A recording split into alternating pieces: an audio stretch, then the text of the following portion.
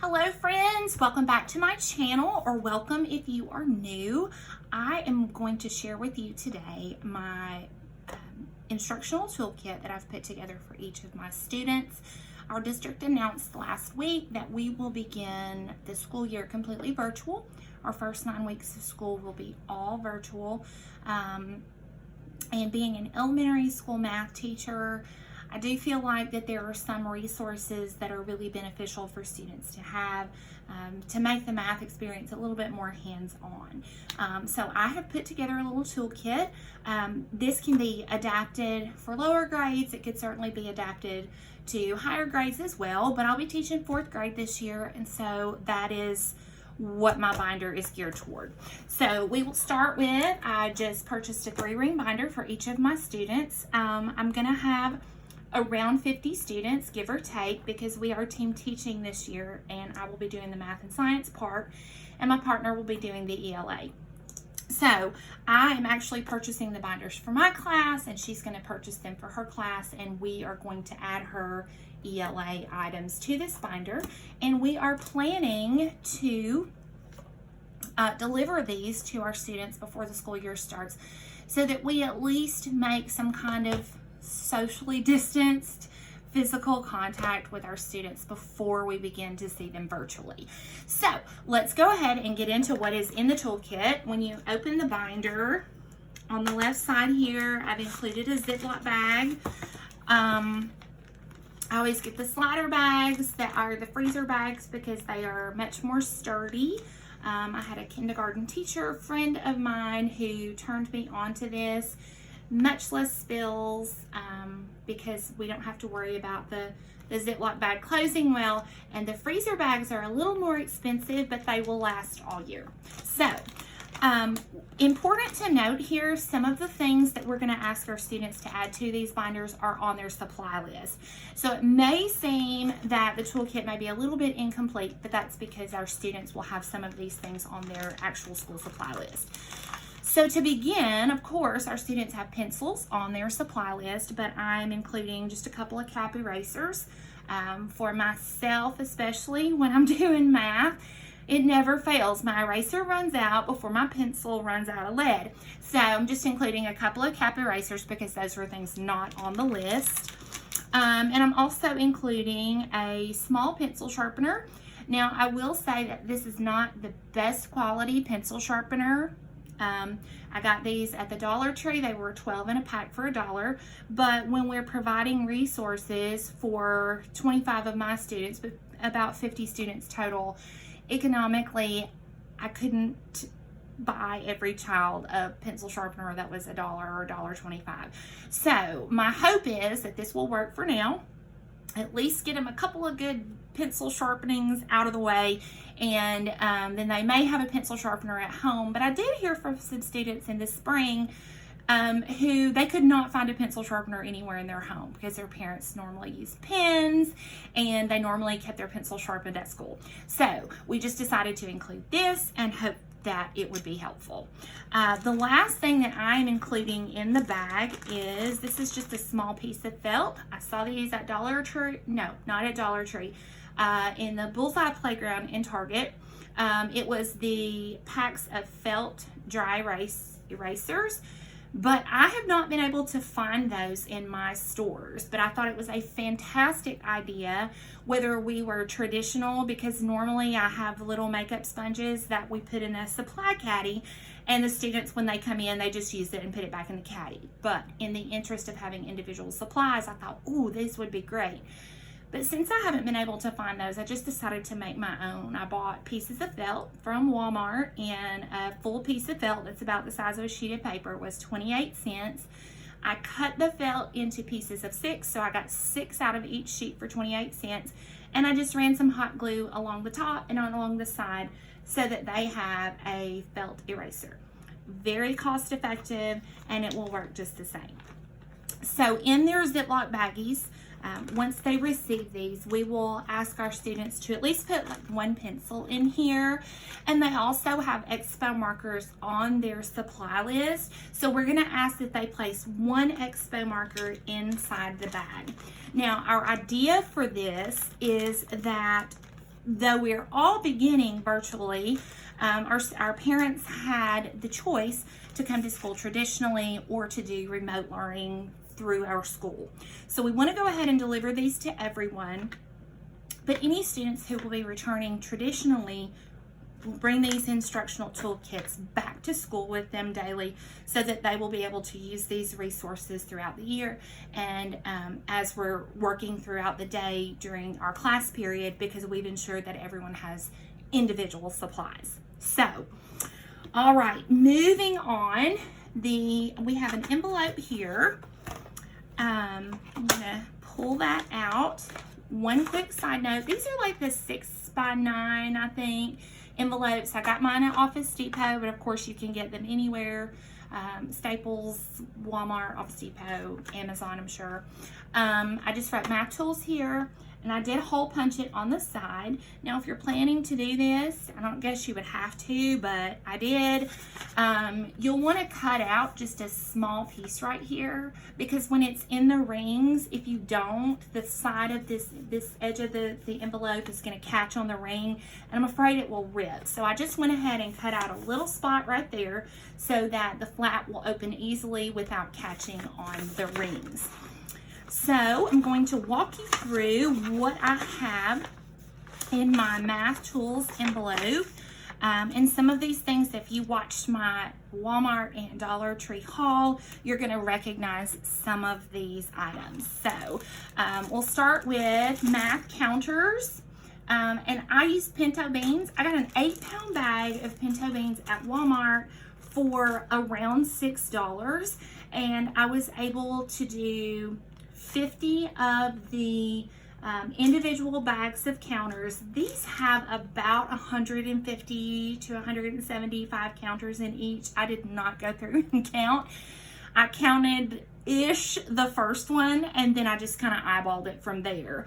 But I thought that was very economical for a box of Ziploc, the cost of a box of Ziploc bags and a $6 bag of pinto beans. I was able to provide a large number of counters for 50 students. And I also still have some left over so that if I get new students, or if I lose a student and someone else comes in, I'll be able to replace those. The other thing I like about using beans, now if you have small children, you may want to do something like lima beans or even pasta, but pasta may not be as good just because if it falls, it may shatter or break. But the thing I love about the beans is that they are cheap to replace. If a student drops their entire bag and it goes all over the floor, of course they could pick those up and they could replace those. Or the parent may just want to sweep it up and find some beans in their cupboard or whatever, but you could use paper clips, you could use anything. I just use beans for the affordability. So everyone has counters, and you may think, well, they're in 4th grade, do they need counters? Yes, they do. We still use manipulatives in 4th grade. It helps the students to visualize the concept of multiplying numbers. It's not just numbers, it is actual, like an actual amount. These are also very helpful when we work on division, especially when you're doing division with remainders, because that is a fairly new concept for them. And I just like to have a lot of counters so that we can use larger numbers. So every student has math counters. The next thing that every student has, and I put these in the small like jewelry Ziploc bag just because they're small, and I was afraid they would get lost in the envelope, but I'll pull these out. So each student, these are the Dollar Tree wood blocks that I got. They were 36 in a pack, so very economical. I made each child 2 blocks. I seriously think that I want to go back and make them a few more because I want them to be able to like play Yahtzee and things like that at home, because you can find online score sheets. So I may go back and make a few more, but these are just like done like traditional dice with the dots. But then I also made them a set. One die has 0 through 5 with numerals, and the other has 6 through 11. I like to use dice like this. I have actual dice that are printed like this at school, but I love to use these for practicing multiplication facts. For younger students, you could definitely do this to practice addition as well, or subtraction. Division is a little tricky with these unless you're doing division with remainders, because you won't always get an exact answer. But we use dice a lot in my class, so I wanted to make sure that my students at least had a couple so that they could do review games and things like that. And I'm planning to post at least once a week some kind of little math game that they could play that is quick, that might be a good review, and that maybe more people in the family than just them could enjoy.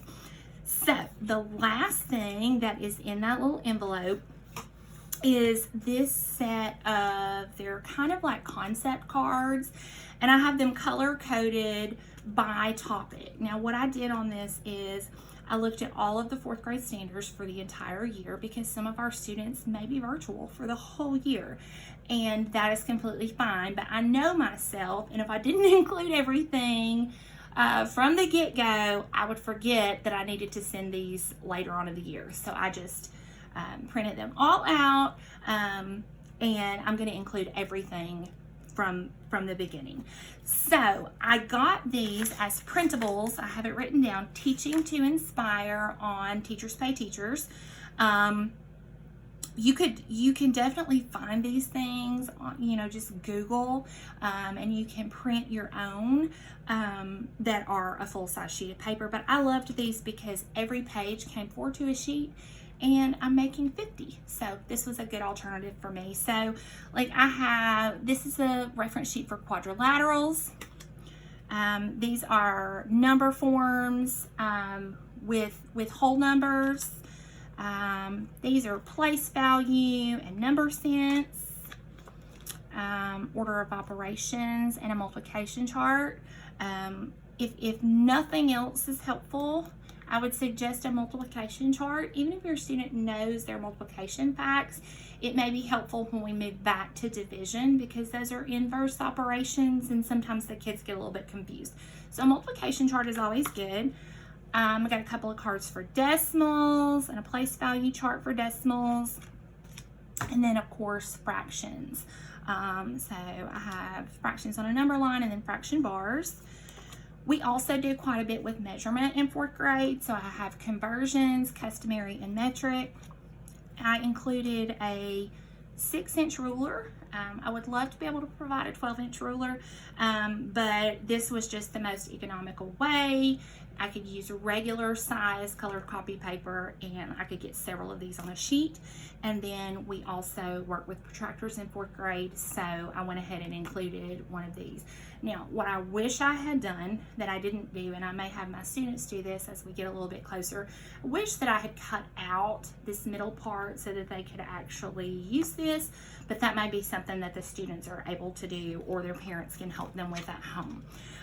So that is what is included in the math tools. And once again, the protractor and the ruler, I just Googled and found those, but all of the task cards were in that one Teachers Pay Teachers file, and I want to say it was like, I don't know, $5, $7 or something, and it's from Teaching to Inspire on Teachers Pay Teachers.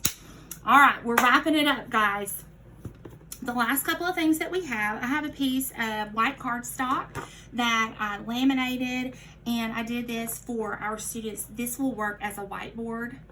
It will erase, the expo marker will erase right off of it. They have a front side and a back side in case one side gets a little gross and won't erase. You can also use expo board cleaner like baby wipes or whatever to clean this up. So this is a portable individual whiteboard, because once again I normally have those in the middle of the table in a caddy, and any students who come in and out of my room use those, but that won't be feasible this year.